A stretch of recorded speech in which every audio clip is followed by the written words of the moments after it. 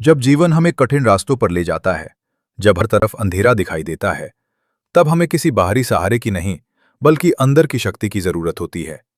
और यही शक्ति हमें भगवान शिव के ज्ञान से मिलती है। भगवान शिव हमें सिखाते हैं कि असली ताकत शोर में नहीं, बल्कि मौन में होती है। आज की दुनिया में हर इंसान भाग रहा है। किसी को सफलता चाहिए, किसी को पैसा, तो किसी को नाम। लेकिन इस दौर में इंसान खुद को ही खो देता है। भगवान शिव का जीवन हमें यही सिखाता है कि अगर तुम खुद को पालो, तो दुनिया अपने आप तुम्हारे कदमों में आ जाएगी। भगवान शिव हमेशा ध्यान में लीन रहते हैं। इसका अर्थ ये नहीं कि वे दुनिया से भाग रहे हैं, बल्कि वे अपने भीतर की दुनिया को समझ रहे हैं। जब इंसान अपने भीतर उतरता है, तब उसे अपनी असली पहचान मिलती है। और जब पहचान मिल जाती है, तब कोई भी परिस्थिति उसे कमजोर नहीं बना सकती। जीवन में दर्द आना तय है। हर किसी को कभी न कभी दुख, अकेलापन और असफलता का सामना करना पड़ता है। लेकिन भगवान शिव हमें ये सिखाते हैं कि इन परिस्थितियों से भागना नहीं है, बल्कि उन्हें स्वीकार करना है।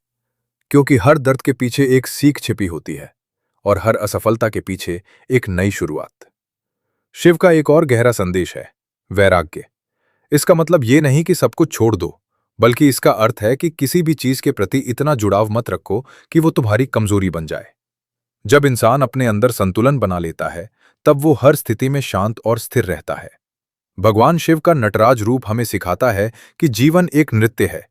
कभी खुशी, कभी दुख, कभी सफलता, कभी असफलता, सब कुछ इस नृत्य का हिस्सा है। अगर तुम हर पल को स्वीकार कर लेते हो, तो जीवन आसान हो जाता है। सबसे महत्वपूर्ण बात, भगवान शिव हमें यह सिखाते हैं कि तुम्हें किसी और की जरूरत नहीं है खुद को पूरा करने के लिए।